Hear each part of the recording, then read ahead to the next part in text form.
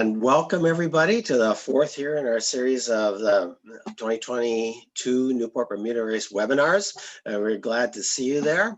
It's getting real to us now, those of us on the committee, with registration opening on June 18th, so closing right in on it. And I think you'll find tonight's discussion very pertinent to that. Before we go any further, besides thanking you, obviously, the heart of the race, I'd also like to thank the Bermuda Tourism Authority, Gosling's Rum, and GMT Composites that are the sponsors of this webinar series. So when I first started this at my first race as a skipper, I thought it was pretty straightforward where my boat should go and what class it'd be in and how hard can this be. And the more experience I got, the more I realized there's a lot to this. So I turned to these same gentlemen that are on the race on this webinar with me now and just said, hey, the more I learn, the more I really need some expert advice on the big picture, pros and cons of the various categories or classes that my boat could be in or should be in, or what about my crew and how do we fit? So I think you'll find this very helpful on that. We would like to have any questions, please put them in the chat room. And after the team has gone through the big picture and some details, then we'll go and we'll make sure all your questions get answered. And if we run out of time, you'll have our addresses and you can get them to us and we'll get them answered for you. So the two experts, which is not me, is the first is Nick Nicholson, who is the chairman of our Bermuda Race Organizing Committee's technical committee. He's past chairman of that same committee for the Cruising Club of America. He was the vice chairman of this of the committee for the 2006 Centennial race, and he was the chairman then of the 2008 race. He's competed 13 times in the Newport Bermuda race, and in 2006 won the Mixter Trophy for the navigator of the winning Gibbs Hill Lighthouse Division boat, and he's also navigated 3 other class winners. He's done an amazing amount of stuff in his professional sailing life, including participating in 10 American Cups as in the various technical measurement committees or team rules advisors. And he's a former chief measurer for World Sail GP in the America's Cup, rules management group for the Volvo Ocean Race.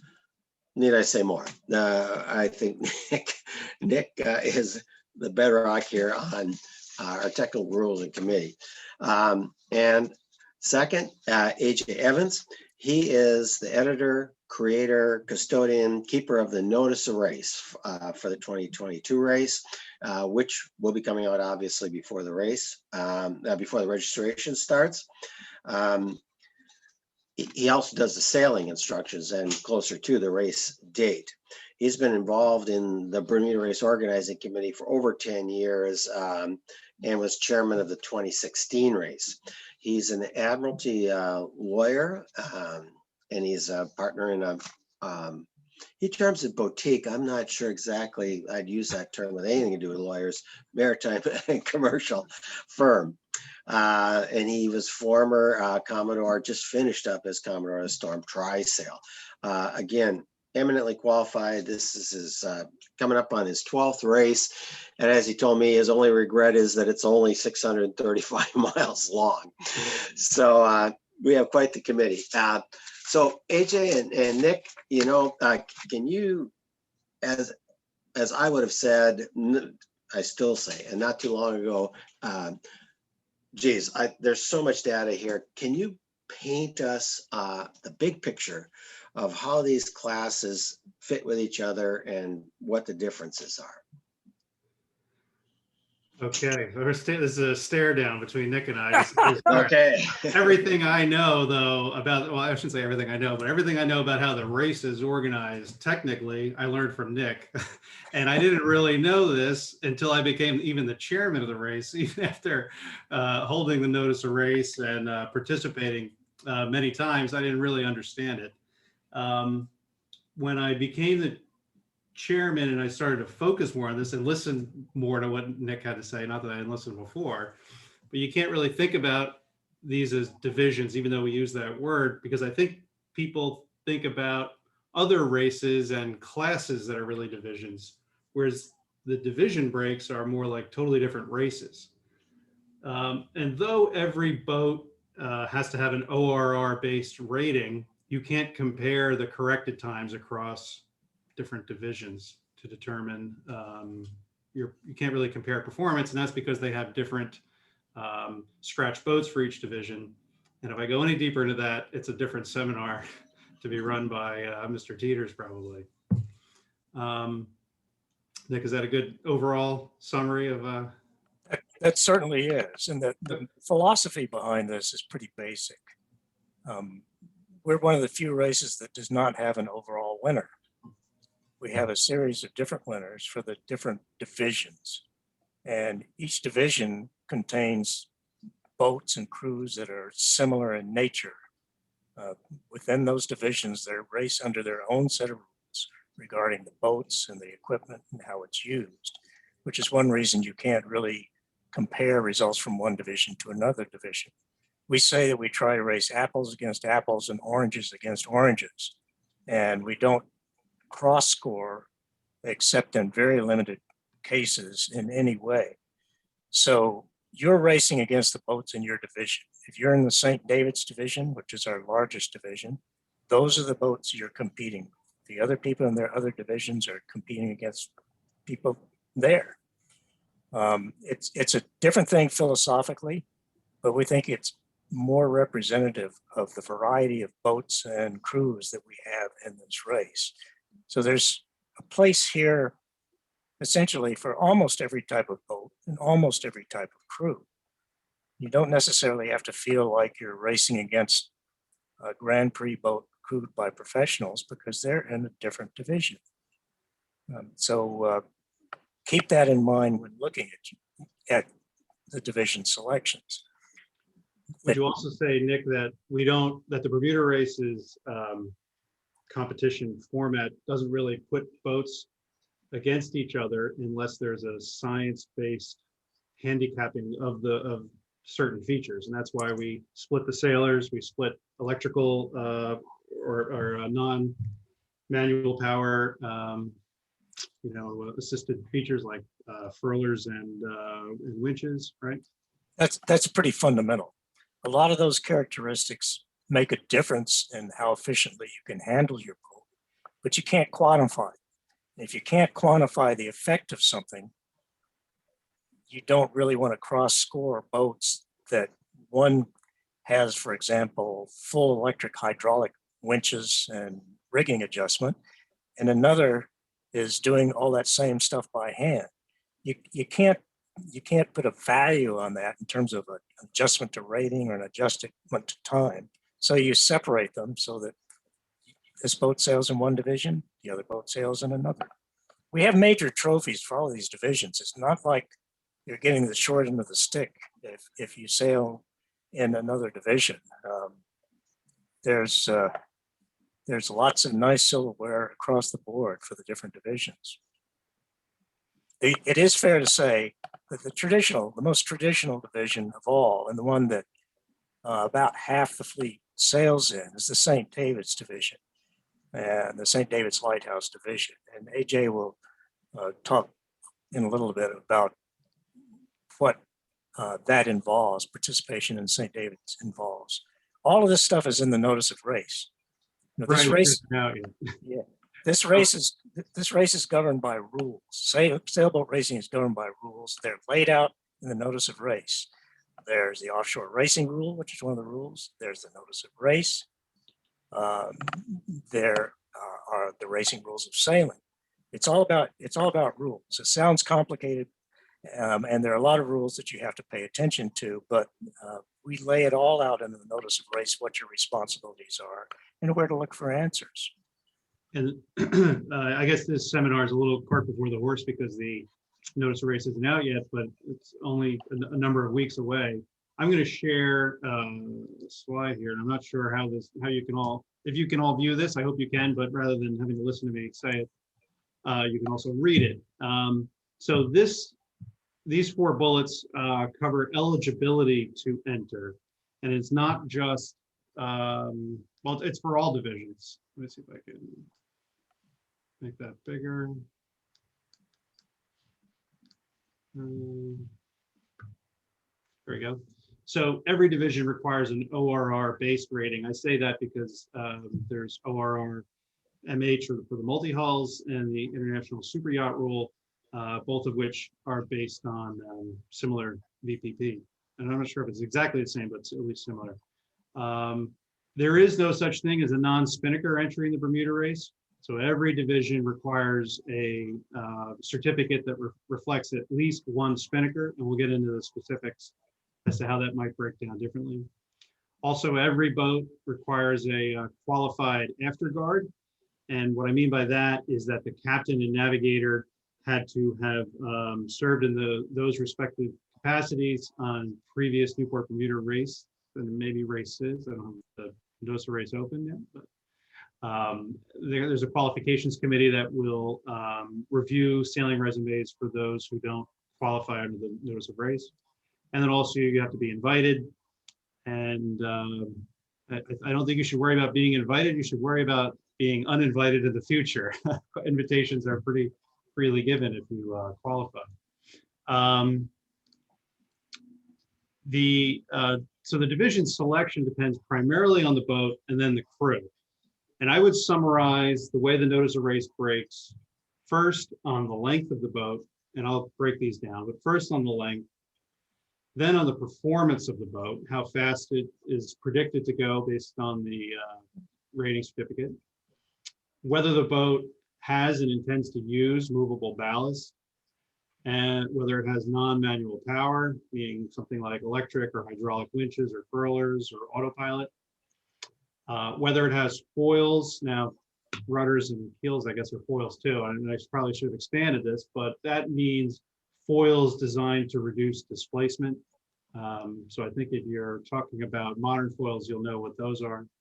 And then after you figure out where the boat fits, then it's where the crew fits. As I mentioned earlier, there's the qualified afterguard, captain and navigator, minimum number of crew for certain divisions, and that breaks differently. I'll show you a comparison for that. Categorization, which is the new way to describe pros and amateurs. And then safety at sea, which is a totally different topic, but you need to have sufficient number of crew who have the appropriate training. So let me show you a comparison of all of the divisions, and I hope this isn't overwhelming. So across the top of this table, I have placed an abbreviation or a name for each of the divisions. From St. David's Lighthouse is SDL, GH stands for Gibbs Hill. Finisterre is a division formerly known as the Cruisers Division. Open, DH is double-handed, MH is multi-hull, ST is Spirit of Tradition, and SY is the Super Yachts. So the categories that I gave you earlier should break with the colors here. So the 3 white rows at the top apply to every division. Again, qualifications. Next is stability. Every boat has to have a sufficient stability. It's going to be different for monohulls versus multi-hulls. And I don't know if we need to get into that detail, and I'll probably have to defer to Nick or maybe an inspector for minimum stability. But traditionally, or generally, we refer to the stability index of 115 for monohulls. And again, as I mentioned, every boat has to have a spinnaker rating. So as far as describing the boats, I started with length as a real guide, because that's not something too easily changed. And 32.5 feet is the current minimum length overall. So this is stated, as it will be the notice of race and has been for years, that how do you determine length overall? Well, we default to however ORR measures length overall, and this is in feet. So 32.5 would get you into St. David's, Gibbs Hill, Finisterre, and Open. It also gets you into double-handed. The upper limit of 100 feet applies to most divisions, actually all of them except super yachts. So really start to narrow in on the divisions that you can fit in, or whether you can fit in the race at all based on the length of the boat. If you're interested in double-handed, you'll see that there's an upper limit of 65.6. Nick, I don't remember the story as to how we got to that number. I think there's a boat that goes with it, as there often is with a lot of them, right? There usually is a backstory on all of these. And to clarify, the length we're talking about here is the ORR length of hull, and it excludes bowsprits or any other fittings that would artificially extend the length of the boat. So it is the length of the hull. So that is a pretty hard number to change. If you don't fit, it's easier to buy another boat. It has been done in a Bermuda race back in the 1950s. Oh boy. There was a boat that was too short, and they grafted a temporary bow onto it for the race. Very famous boat. Do you remember the name of the boat? Nope. It was sailed by Adler Coles, though. Oh, okay. It was an English boat, actually a Swedish boat. It was a Tumlaren type. It had a stubby bow, and it was just under the length. And they grafted overnight a 3-foot bow onto it that survived. It was done by a boatyard. It's in a book. Okay. So it has been done, but not recommended. Okay. So see, there are stories. The multi-hulls, the lower limit of 58 feet, I think that was decided by multi-hull owners with some input from Bjorn Johnson at the time. Spirit of Tradition, 55 feet. I don't know where that one came from. And the super yacht's 80 feet. So the next category, as I mentioned at the beginning, was performance. This is the kind of the goldenrod color, maybe you'll call this. This is stated in minimum GPH and maximum GPH. Nick, can you describe GPH? The GPH is a number that is on the ORR certificate, and it's basically a fundamental measure of seconds per mile. It has no direct applicability to your rating, although it's derived from a bunch of velocity predictions about your boat. If you have a production boat and you do not have an ORR certificate and you want to know where you might fit, you can go on the website offshoreracingrule.org, offshore racing rule, one word. And in there's a list of boats with currently active ORR certificates and a huge spreadsheet that goes on for pages. You scroll right and scroll left, and eventually you get to a column that says GPH. And if there's a boat on there that is similar to your boat, the same boat, say you had a Swan 42 or something like that, you can see what the GPH for that boat is, and you'll have some idea of where you fit in this spectrum.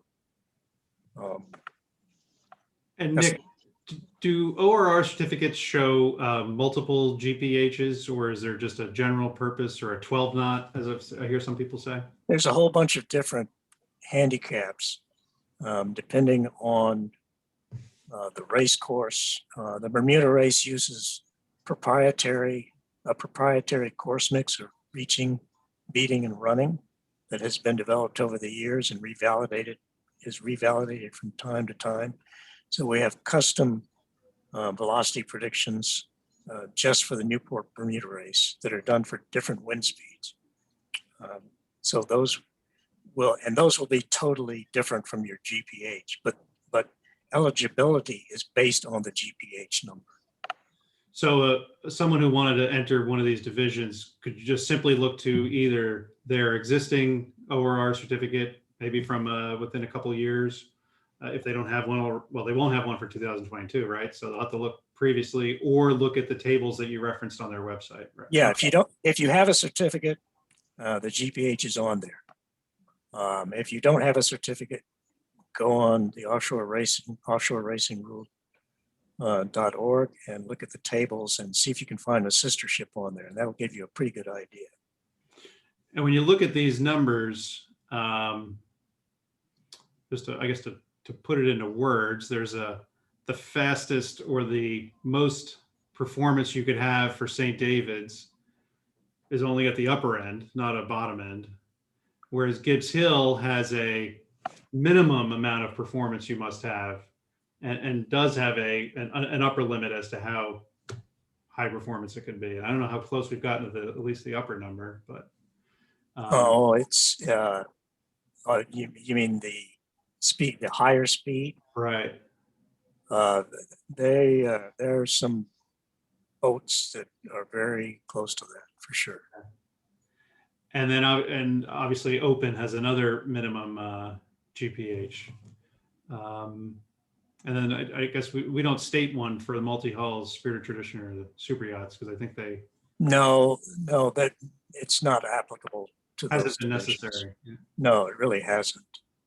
And the reason that there was a lower speed limit, that is you can't be slower than limit for Gibbs Hill, is to essentially prevent cross-divisional mug hunting.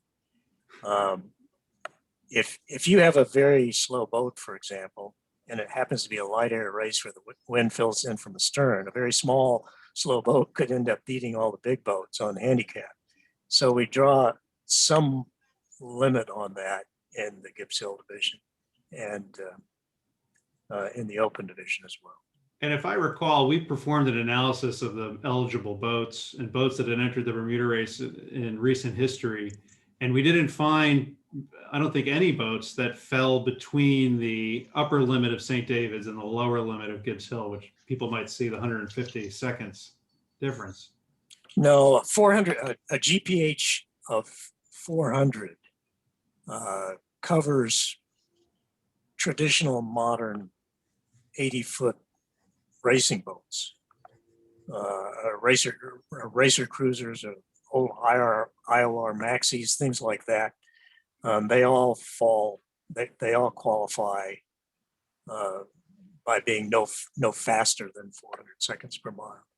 So it may limit, it could possibly limit some boats at the potential upper size range that might want to enter St. David's, but in practice, those boats usually have professionals on board or steered by professionals, so they wouldn't be eligible in any case.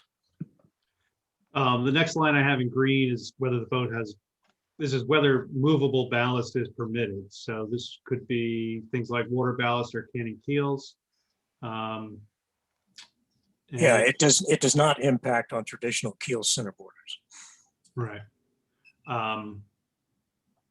And it's actually permitted in quite a few of the divisions, just not St. David's, Finisterre, and Spirit of Tradition. Obviously, it would have to be a rated feature of the boat. Yeah. Nick, can you talk about a boat that might have that feature but not want to use it in order to qualify for something like St. David's or Finisterre? Well, David's.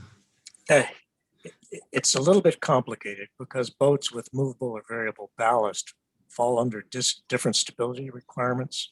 They have a more complex calculation rather than a simple stability index.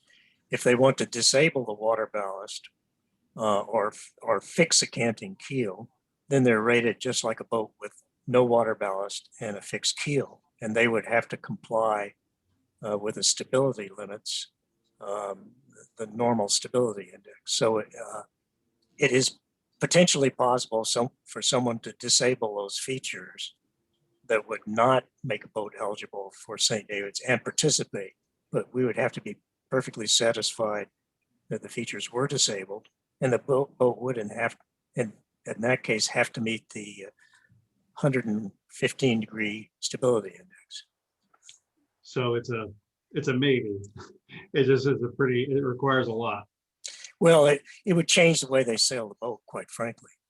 But most boats that have movable ballast have it for a reason, and it's to give adequate stability to carry their sail plans. So it's not necessarily a simple matter to just disable those things and sail as a conventional boat. And I would think if someone has a boat with movable ballast, they pretty much know what division they're going to be going in, and they know what kind of what performance it has and the type of crew they might sail with, right? That's true. And the other thing is that for boats with movable ballast or variable ballast, we waive the slower speed limits in divisions like Gibbs Hill and open, so that a boat, a relatively small boat, say something like a Sunfast 33 that has water ballast could potentially race in Gibbs Hill, provided she met all the other requirements, even if she is slower than the rated GPH. That's a pretty rare case, frankly. Okay. Impacts on no more than potentially a half dozen or so boats in any race. The next line, I think I may have a mistake under super yachts I'm noticing, but this is regards non-manual power. And really it's St. David's is where electric winches, for example, and furlers are not permitted. Let's expand on that one just a little bit. Okay. Because essentially St. David's is traditional sailing. The sails are raised, lowered, reefed, trimmed, all by hand power. The rig, if it's adjustable, is adjusted by pumping a hydraulic pump or pulling on a purchase. So St. David's doesn't allow you to use electric winches for anything, not even raising the sails. And it doesn't allow you to use it to power your hydraulic system. So it's very constraining. And it's the only division that makes no provision for non-manual power. I just lost my window.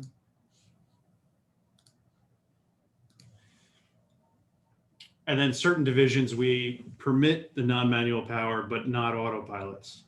I don't know if we have a story there, but I don't think there's a story. There may be, there was a lot of discussion, but whether there's a specific story, I'm not sure. Yeah. It's just subject to discussion. And again, now if a boat was built with non-manual power, like electric winches, they can more easily make a change to sail in St. David's. It's not easy, but they can do it. I've done it on a big FAR 72 that was an all electric, all hydraulic boat. And all of those functions were disabled, and it was sailed with all its winches in manual mode, which you could get away with on an ocean race, but you would have a crew mutiny if you tried to do it around the boys race. Okay. So it's a possible change. Do you know if ORR, when you get an ORR rating, if it considers, I don't remember if it considers whether you had electric winches. I don't believe so, but I defer to ORA. John Wender on that. The next category really is pretty broad about the foils that reduce displacement. It's only permitted in the open division. And again, only if it's rated with them, right? Yep. So I think that's an easy choice. So that's all the boat categories. I think just again, summarize the length, performance, movable ballast or variable ballast, non-manual power, and foils. And that'll really steer you most of the way through what division you're going to pick. But the other side of the coin is the crew. And that's in these kind of changes to a red color. The minimum number of crew for most of the race is 4, with the exceptions obviously of double-handed is upper and lower limit of 2. And a minimum number of 6 in multi-hull. Also in multi-hull, there is a special safety at sea training requirement that wasn't planning to get into that tonight because that's not part of the notice of race. But that's something that anyone planning to enter a multi-hull should look at. Now, everybody, I think most people know that the Bermuda Race also divides boats by whether they have pros or amateurs, now called categorization, used to be classification. And that's only in the St. David's, Finisterre, and double-handed divisions. New in 2022, this is a little bit of a reveal here tonight, is that the maximum number of sailors who are not rated as a Category 1 or Group 1 sailor is now going to be defined in a percentage, whereas before it was a table. It's pretty close, but maybe it's easier to understand. So in St. David's, up to 30% of your crew can be non-Category 1, and I'll explain what I mean by non-Category 1. It used to be that every sailor in the Bermuda Race needed to go and get a sailor classification from World Sailing. Every participant, no matter if they were on the boat, they had to get it. And we realized that that was a lot to ask for entrance in Gibbs Hill, Open, Super Yacht, where those things didn't really matter. And that was a lot of people. So now that it's only required where you have to show that mix, that the maximum percentage of sailors who aren't Category 1. So hopefully that's easier. Certainly easier for those who aren't planning to enter those divisions. So the new number, again, 30% for St. David's and then 25% for Finisterre. It's always been 50% for double-handed. We also used to say that we used to say that Category 3 sailors could not drive in St. David's or Finisterre. Now, to work with that classification requirement that only those in those divisions need it, we say that only the Category 1 sailors may drive in St. David's or Finisterre. There are exceptions to that in cases of emergency, or if someone is I think it's a 1/3 financial interest in ownership of the boat, and you're not classified as Category 1, you may still drive.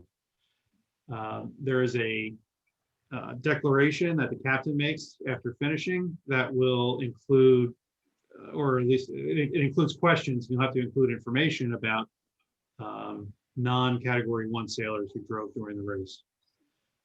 I don't think there's anything about classification to cover there. I think we take those rules pretty seriously. The penalties are significant for breaking them. We try to keep the race fair, I will say, as far as how the crews compete. And maybe there'll be questions about that. I guess we'll come back. I don't know if Mark Lenci is still here. Oh, there you are, Mark. Picture move. And then the last category is sails in blue here. Of course, what sails you carry always limited by what you're rated for, whether in size or the count, the number of sails and spinnakers. But it's the Finisterre division that has more significant or more complex limitations. Every boat in Finisterre must have a rating for a centerline asymmetrical spinnaker made of nylon or polyester, and you can only carry one of them.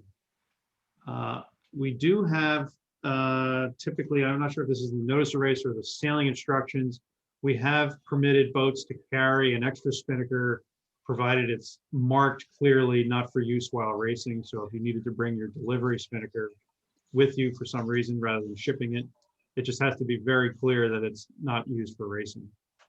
The Finisterre division also doesn't permit light stay sails or large roach head sails. Some people call them tweeners, I think. Those definitions can be found in ORR. And when you see the notice of race, it will give you more direction where to find that in ORR. Another rule about the Finisterre is that you can't set a head sail or stay sail flying. So I think a good example of this is some boats sail with Genoa staysails or spinnaker staysails inside either a jib top or a spinnaker. And a lot of race boats are setting them on either a furler or they'll set them flying. And that is not permitted in Finisterre. It has to be on a inner stay, but it could be a removable inner stay. Right, but it cannot be integral to the luff of the sail. Right. Okay. Yeah. Yeah, it has to be a bona fide separate stay.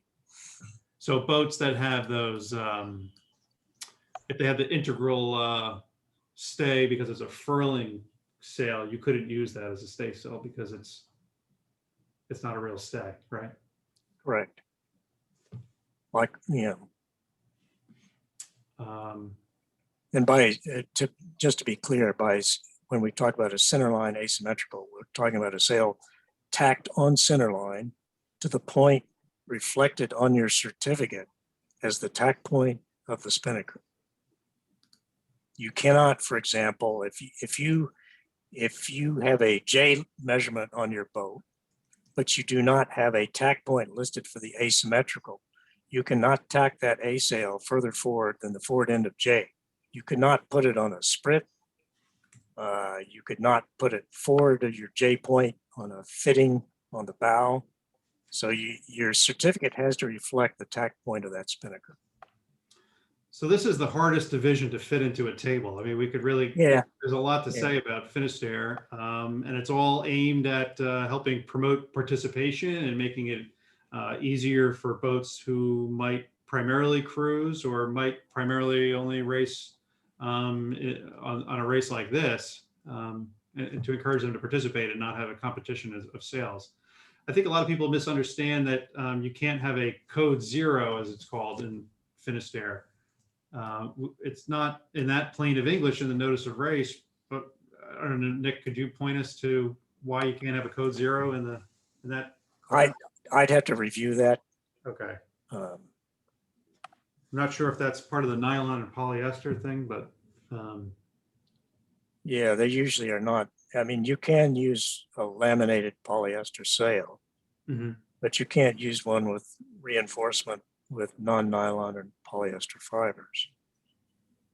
I'm not a sailmaker, but I think that's kind of how a code 0 wouldn't be permitted in Finisterre. Yeah, realistically, it comes down to the structure of the sail, I think. So Mark, that's a pretty big picture, I think, cover of all the divisions. We've made it somewhat easier to pick the division. I would think that some boats know where they're going to go. Or I should say most boats know where they're going to go. I think it's the ones who are on the fence between primarily St. David's and Finisterre. Yes. I don't think so much St. David's versus Gibbs Hill anymore. No, not really. And if there are problems, if people don't understand this, it's not a problem. Talk to us and we'll help you out. We'll help you figure out where you fit. Right. We want to make sure that you get where you should be. And if you explain to us your situation in your boat, we will help you find the right division. Nick, there's one question that's come up here in the chat and also in the sign-up forms. And I'm not 100% sure that you're the right guy to ask, but let me field it to you. And that's about the stability index, 115 degrees. If someone is looking for a waiver for that, how do we handle that? Does that go to you at the technical committee, or are they considered at all? Where do we stand? This is real simple. The stability index is a hard and fast rule. There are no waivers, period. End of story. 115 does not mean 114.9. It means 115, period. Okay. Wow. That may be the most clear-cut answer I have ever received from the technical committee. And as background for those where this came in was after an unfortunate incident with a boat that really should never have been racing in another, not our race, another race, which resulted in 2 fatalities. And so hence we are not compromising on this one. No, we go back a long way on this one. And it was subject to a lot of discussion by people who were the people that I looked up to 30 years ago when I became a member of the cruising club. The people like Olin Stevens and Rod Stevens and stuff, you know, they were the guidance for where a lot of these things came from. And then when the stability calculations were done for you as part of getting the certificate, it was a no-brainer. The stability index is calculated based on your boat's physical characteristics, hull shape, and the low angle inclining test that's done as part of your getting your certificate. And it's run through a model, and the basic limit of positive stability is calculated. And then there are adjustment factors to that, which generally work in your favor, but not always, that the limit of positive stability may be slightly less than your ultimate stability index. And it's the stability index that counts, not the limit of positive stability. Okay.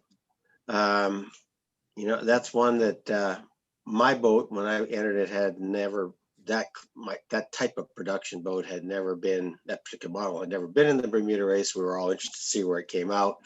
We came out at 120.3. I was very happy to see that. So people that are wondering about it, would the piece of advice be get your boat measured as soon as you can so that you would get that inclination test, unless you happen to notice from another boat in your model? Yeah, you can look at sister ships. Once again, go on the offshoreracingrule.org website, look at the valid certificates. There's the big spreadsheet there has on it both the stability index and the limit of positive stability for a significant number of production boats. Not every boat of the same design, not every Swan 44 has exactly the same stability index, but they will cluster in a very narrow range, and it will only be an issue basically at the extremes. Unfortunately, it does capture the lower stability index, or rather the relatively high stability index does capture some traditional boats that were designed to the CCA rule. Boats that have made perfectly acceptable ocean passages, but for liability purposes, we have set this particular limit, and we stick to it. A lot of traditional boats, older traditional boats that are keel boats, will qualify easily. You look at it like a boat like the old New York 32, for example.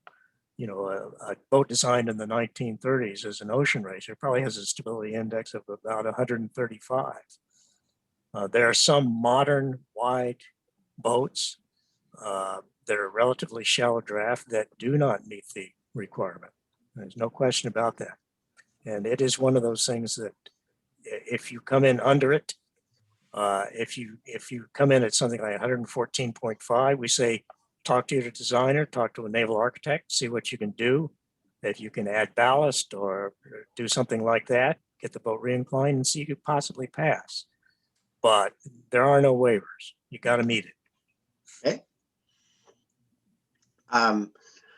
Switching to another one, in Doc Talk after the race, and people asking me about, hey, I was looking at this whole spreadsheet of how everybody came out in my class and things like that, and they're seeing other people's GPH, or the owners are talking about GPH. And a boat, for example, in the Finisterre class, a skipper of that says, oh, geez, look at my GPH compared to this guy in St. David's Lighthouse. I ought to be right there with him. But I think, AJ, this spreadsheet you've put up here is a good example why that's not that's not the only thing you need to Yeah. look at. It is the big picture. It's Just because these are each division, like you explained, Nick, these are separate races, and you really need to look at all the factors involved. Don't just focus on that GPH. If you think you got a great GPH, I think the advice is, and you don't fit these other things, is work to do well in your division, in your class. the first thing we say: to win your division, you first have to win your class. So basically, your race starts with the boats, the 10 or 12 or 14 boats that are in your class are the ones that you have to beat. If you can't beat them, you can't win the division. Yep. And remember, there are different scratch boats for different divisions. So this is why cross scoring just doesn't work. You can't really compare corrected time from one division to another necessarily.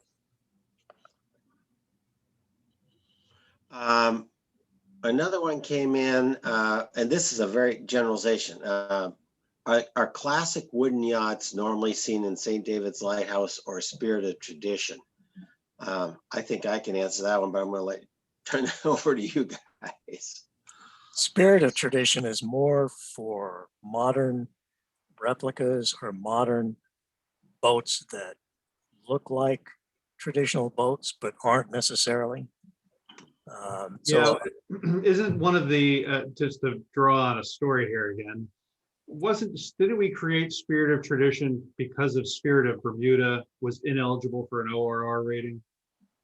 That was part of it for our race, but Spirit of Tradition is now a generally recognized category of boats, because a lot of boats have been built that are traditional looking but are not necessarily old boats, and they may be built to modern designs. They may look like a traditional boat above water and have a fin keel below the water and be totally different. They might be eligible for Spirit of Tradition depending on how the rules are specifically written for that division, which I'd have to review because I don't know them off the top of my head.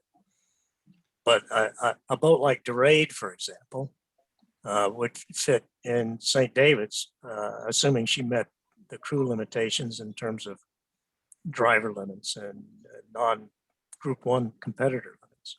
I think we would steer most boats, including wood boats, into St. David's. And there's good competition for wood boats in St. David's. You look at Black Watch and Dorade and the Concordias. Yep. No, they're a natural fit there because that's the traditional division and they're traditional boats. Right. Yep. Okay. I think that's if anybody else on the webinar has any additional questions, they've not come up in the chat, please enter them now. Other than that, you can reach any of us with the Newport Bermuda Race website has the list of the whole committee. And you can see that if you send it to me, I'll be glad to take it. But you see where it's going to end up. Feel free to contact them directly and actually get the ground truth. Okay. Another thing, just a parting comment, Mark, is that, as I said before, this is a race of rules, and you have an obligation to read and understand the rules, whether it's the notice of race or the racing rules of sailing or the ORR rule. It may seem like a lot to read, but you'll quickly find that most of it is pretty straightforward. One thing that we haven't mentioned that you also have to comply with are the NBRSR, the Newport Bermuda Race safety regulations. And our last webinar was the subject. That was the subject. So, so you've got that covered. Got that one covered. Okay, question on the qualification of the afterguard. Actually, it's a good one. So if I was the skipper and my navigator was the navigator on the Marion Bermuda Race, I qualified afterguard? And let's see if I get this right. You guys can tell me. The answer would be right off the bat, automatically no, because it's this race. However, that would be the criteria then. in your CV that you would put into the committee, which would evaluate it as to whether you'd then be a qualified afterguard. We would review that. It's not an automatic Right. qualification, but in practice, it would be acceptable unless there are extraordinary circumstances that made it not acceptable. Right. That's what I was looking for, is automatic. So it wouldn't be automatic, but it would certainly be, Oh yeah, very, very weighty for. We're looking for people with command experience in offshore racing. Right. It's pretty simple. Mhm. And the Marion Bermuda Race, I've raced in the Marion Bermuda Race 9 times. I really like that race. My first race to Bermuda was the 1979 Marion Bermuda Race. And we encourage people to race in both races. And of course, we say, if you can only race in one, come race with us. So in fact, that was my last Bermuda race, because that was the last before COVID. I agree with you completely, Nick. I highly endorse the Marion Bermuda race. Encourage everybody to race in both races, as I do with my boat. And it's, I will give a little personal war story here. When Nick says it's a race of rules, I had the distinct honor of being the most penalized boat in the last Marion Bermuda race, because I didn't read one thing. And fortunately, I still managed to do well in my class, but it took my, an enormous lead I had over the boat behind me. It took us down to a mere 10 seconds due to being so heavily penalized to not reading the rules. I should have listened to my mentor here. So all in good fun. Somebody asked what kind of boat do I race? I race in the Finisterre class, because I started out as a cruiser and morphed to racing. So I race a production Beneteau 52 in the, well, I should say heavily modified Beneteau 52 in the Finisterre class. And the boats I've cruised on, raced on crew as, have also been in that class. And I race in the same division now. I took the opposite path. I started out racing, and now I won't say that we're a little more low key, because I don't want to imply that we don't race hard, Mark. We race very hard. Oh, well, be careful, because behind me, and I'm over my boat. Behind me is my second in command of my boat. Don't you dare say we don't race hard. Yeah, and the Finisterre division is a really competitive, and that's why it's not called the cruising. It's not a cruisers division. It is a racing division. No, it's just a different set of rules and different sail limits, and we get to use all those power winches and power furlers and. And I thought I was on the fence this year. I've only ever sailed J44s in the Bermuda race, and clearly solidly in St. David's division, but now I'm sailing on a J160 with electric winches, and we thought maybe we would consider that, but we have too many spinnakers, and we have staysail set flying, so it's not good. Good. You stay over there and say, yeah, yes, don't come over. All right, folks, so we're coming up on an hour, and we want to be respectful of everybody's time. And on behalf of all of us on the committee, I think you've seen from these webinars and tonight again with AJ and Nick, we are real people, just like you all. You know, just pick up the phone and call. Email is great for some things, but when the more technical it gets, the more sophisticated your questions are. You know, we're all really enthusiastic about what we do. We're all really excited about this race and keeping the sport going and supporting all of the races. Just pick up the phone and call us. If we don't know the answer, we're going to get you to the right person and do this. Hopefully we're not scary people. Please, you know, don't waste if you think you're spinning your wheels, you're spending a lot of time, you're not getting anywhere. Pick up the phone. I can't emphasize that enough. Just get in contact with us. We want this to be an efficient, smooth, and just like the safety rule webinar last time, it's actually a great experience going through this, and it really enhances your knowledge. You meet great people. So feel free to contact any of us anytime. don't on any question. Okay. All right, that's our story. We're sticking with it, right, guys? Thanks, Mark. Okay, thank you, everybody. All right. Okay. Thank you. Thank you, everybody. All right, Nick, take care.